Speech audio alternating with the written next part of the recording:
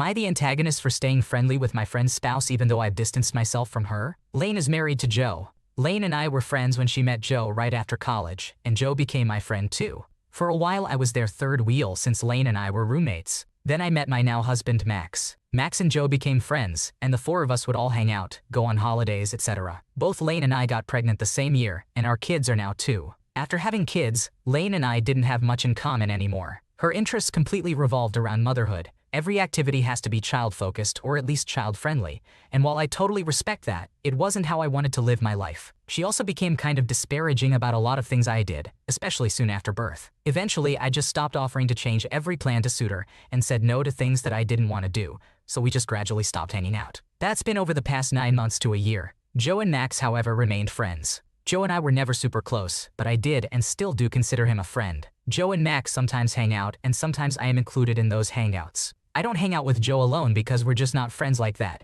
but I see him a few times a month with Max and sometimes other friends. 3 days ago, I got a long angry text from Lane, telling me it's incredibly inappropriate that I am still friends with Joe. Apparently, she hadn't realized I had been at these hangouts when he was out. She says I am a snake for still hanging around Joe after I dropped her as a friend. I haven't replied to the message because I don't know if I should be apologizing or holding my ground. On the one hand, Joe either lied or omitted my presence, and he's a jerk for that. On the other hand, I don't think I did anything wrong by continuing to see him. It's not like we're carrying on a separate or clandestine friendship. Joe is just like one of my husband's friends that I get along with. So I'm just trying to get my head around whether I'm actually in the wrong and should have totally dropped him when I started not being as close with Lane. Did I do the wrong thing? It sounds like a tricky situation, but it's completely understandable that friendships evolve over time and priorities shift, especially after having kids. You shouldn't feel guilty for maintaining a casual friendship with Joe through mutual connections, but it might be worth having an open conversation with Lane to address her concerns and find a resolution that works for both of you. Am I the antagonist for telling my parent I won't lie to or trick my siblings and their spouse crying won't change my mind? I am the oldest in my family and I have 3 younger siblings, Elle, Noah, and Cole. Our mom died 6 years ago and our dad remarried 3 years ago. My dad's wife is Kim. The day after my dad and Kim got married, they told us they wanted Kim to be able to adopt us in the near future. Kim expressed her excitement in becoming our bonus mom and having 4 kids. She assured Cole that she would be the best mom he could imagine, emphasizing that he would still experience a mother's love even though he wouldn't remember our birth mother. Kim also reassured my sisters and me that she wanted to be more than just a stepmother and encouraged us to give her a chance. About a year later, my dad and Kim attempted to push for the adoption, but the judge required interviews with each of us kids,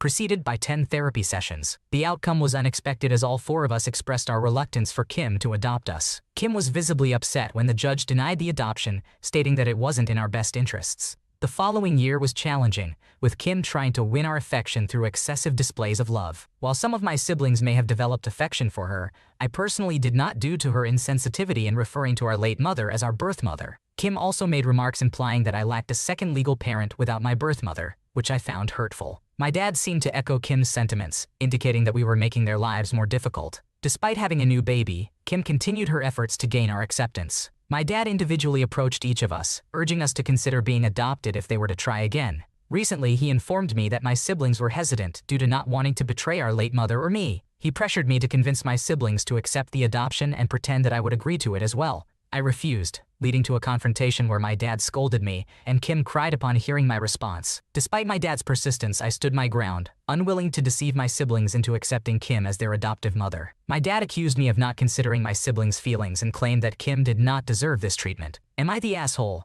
Am I the antagonist?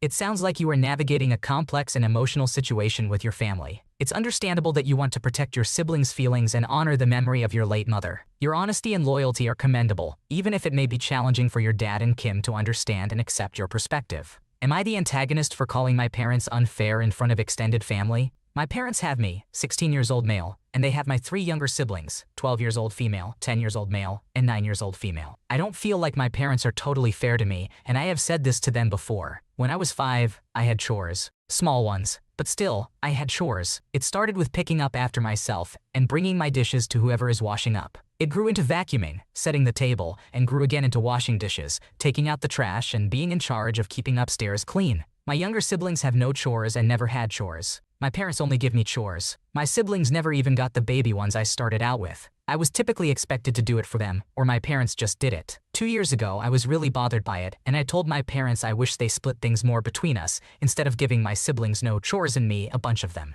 They argued that I get more privileges than them because of it, but I don't. We all get to go to friends' houses. They get given money far more than I do, and they get treats way more often too. I was told I was at an age where I didn't need to be given treats as much. I brought it up again a few months later, and my mom told me I should stop bringing it up because I was acting like an elementary schooler instead of a high schooler. Last time I brought it up to just them, I pointed out how often they have me pick up after my siblings and stuff. They told me it helps teach me to care for my siblings, and as the oldest shows me the responsibility I have with them. Dad said it built character. I told them it really didn't make me want to do stuff for them more.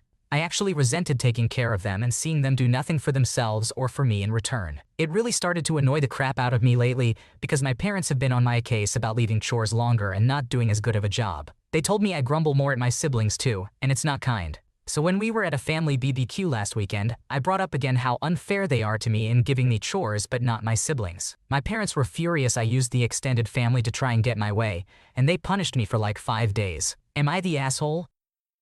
It sounds like you have a valid point in feeling overwhelmed with the unequal distribution of chores in your household, especially since you've expressed your concerns to your parents multiple times. It's understandable that you would want a fair share of responsibilities among your siblings to avoid feeling resentful and to ensure a more balanced dynamic within the family. Am I the antagonist for not treating my stepchild like my biological child? I am 38 years old and married to my husband who is 42 years old. Back when I was 16, I gave birth to my daughter, Mary, died. Her dad was a deadbeat, but we're fine now. I started a business in my early 20s and now I am considerably wealthy. My husband has a daughter, Jane, who is only 1 year older than Mary. We got married 2 years ago, and one of our main goals with this marriage was to have a nice companionship as we both had almost the same experience with love, sex, and birth, as his ex left him with Jane just like my ex left me with Mary. However, I am objectively wealthier than my husband. He is not poor, I just make more money, and finances have never been a main topic for us, thankfully. Now Mary works in a certain institution, makes her own money, and pays her own bills. But I also like to spoil her with money and luxury, and we travel a lot together. Sometimes I give her money to travel alone. She is fine on her own financially, but I always like to help her out. Mary also has a boyfriend who is somewhat well off and always pays for their dates. So Mary wanted to surprise him on his birthday, but her plans were a bit above budget, so I paid the rest. Everything was fine until Jane called me saying she wants me to give her $2,000 for her and her friends to travel for a little vacation. I told her $2,000 for a vacation is a lot, and I can help her with some,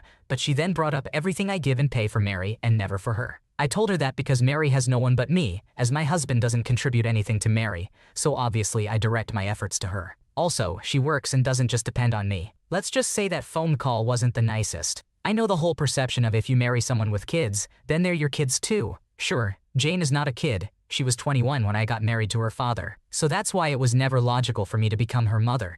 Just like she never tried to become my daughter, just like my husband never tried to be Mary's father. This family started with all adults, and I never try to separate Jane and her father or get between them. Not that I have a problem with giving Jane money in general, it was her entitlement in demanding the money. It sounds like you have a big heart and enjoy supporting your daughter Mary, which is lovely. However, it's important to communicate openly with Jane about financial expectations and boundaries to avoid misunderstandings or hurt feelings in the future. Am I the antagonist for kicking my siblings' partner out when they kept screaming at people? My 29 years old female brother Cody, 25 years old male, and I never had our dad in our lives, and our mom passed 3 years ago. We are really all the family we have left. Currently, we live together, splitting rent on a condo. Cody is dating Shannon, 24 years old female. I really like her, and we've had no issues until now. Last week, Cody was seriously injured. I am his emergency contact and was told he was at the hospital. When I arrived, Cody's boss, Martin, was there. Cody and Martin have a great relationship, much better than most bosses and employees, so he was just as worried. And not in a, oh crap, what will this do to the company, but I'm really concerned kind of way. Shannon arrived not long after I got there. Immediately, she began screeching at Martin, asking how he could let this happen, etc. Martin was shocked and said he wasn't even around when it happened. Cody wasn't even at the main offices. He got into an accident on his way to a different site. It was in no way the company's fault. I tried telling Shannon that blaming people wasn't going to help, and we needed to focus on Cody. Eventually, we got to see Cody, and thankfully, he was okay for the most part. Shannon was continuing to freak out on medical staff and honestly stressing Cody a lot. Even the nurse told me to take a walk with Shannon because she wasn't helping things. I did so and told Shannon I understood this was scary, but she needed to take a breath. She apologized and said she was stressed. I totally understood. Cody came back to the condo and has been on bed rest. His work has given him paid leave and is covering all of the bills. On Friday afternoon, I was doing the dishes and suddenly heard screaming coming from Cody's room. I go in there to find Shannon standing by his bed. Cody is on a Zoom call with Martin and a few other higher-ups discussing the accident. Shannon is screaming at them that they better not let anything else happen to him, that they're lucky Cody didn't sue, and that they are all assholes. Cody looks embarrassed and keeps telling her to stop. Martin says they'll talk later and ends the call. When I ask what happened, Cody says that he was discussing the company car that was totaled in the accident and when he could expect to get a new one. Shannon interrupted their conversation out of nowhere and flipped out. Cody looked exhausted, so I told Shannon to follow me. I asked her to leave. I said she is putting Cody's job at risk, and she can't go around screaming at everyone. She told me she's just stressed. I said, I get it. It was terrifying to get that call and see him like that. But Cody doesn't need everyone screaming, especially at people who have been nothing but nice. She got irritated and said she wasn't going to go unless Cody asked her. I said it was my condo too, and I didn't want her there. So she left. Cody isn't mad at me, but he also says he wouldn't have cared if she stayed. Shannon, however, is pissed at me and feels I was diminishing her feelings. Am I the asshole? Am I the antagonist? You're not the asshole for setting boundaries with Shannon. It's understandable to prioritize Cody's well-being and job stability in this situation. Communicating calmly in stressful moments can lead to better outcomes and support for everyone involved. Am I the antagonist for calling my parent out for making me give away my birthday and other presents as a child? I am a 16-year-old female, and basically my mom would give away my birthday presents and also presents I got when someone visited for the first time. I don't think I would mind if I didn't like the presents, but I did. My mom basically kept a huge box filled with them when we first got them, and then she'd say pick one, play with it, and once you've used it to its max, you can pick out another one to use. But then when we went to other kids' parties, she would take one out of my box and make me wrap it for them and then make me give it to them. It pissed me off because those were my gifts. Obviously, I wanted to play with them. I was around 6 years old, in year 1, when this first started. Basically, I would have a birthday party, invite a group of people, usually like 8-10 people, and then the gifts I got would be distributed at my friends' birthday parties. I'd get one of them to keep me satisfied for the time being, and I used and still use things really well. So I never ruined it enough for my mother to approve another gift, so I basically only got the one. The rest of the gifts I got were from visitors because it's custom to give gifts to someone if you're visiting their house for the first time. Sometimes it was chocolate, other times a toy or a dress. Not something super expensive, like 10 or 15 bucks. And all of this I was made to hand to other children, including my bullies, which was even more annoying. I had a huge party in year 4, got like 150 gifts because it was more of a social gathering under the guise of my birthday. I never had a party again after that, and I was made to give out all of these over the course of the next 2 or 3 years. I got really mad because there were usually no repeats, and I hated going to birthday parties because call me selfish, but I wanted to play with my toys, not give them away. Or the toys would go to my little sister, who is 14 years old right now. Either way, I was not happy about it, lol. Anyway, so the other day my parents were like, oh, you should invite your friends over for your birthday. My birthday is in February, and it's literally May, lol. And I was like, no thanks, I'd rather not. And then my mom was like, oh, but your sister's friends have so many parties coming up. And I wasn't really thinking, but I said, is this a grand plans to give them? She got mad, my dad got mad, everyone got mad. My mom said she never did that, and that I'm exaggerating. And I said this in front of her sister and my cousin, so my mom was mad that I made this up to insult her. The thing is, I didn't do that, and I have photo evidence that I'm not lying. But my parents are angry, and my little sister, the 14-year-old one, is telling me that I was out of line and that I should apologize. I don't agree. So, am I the asshole for calling my mother out in front of everyone?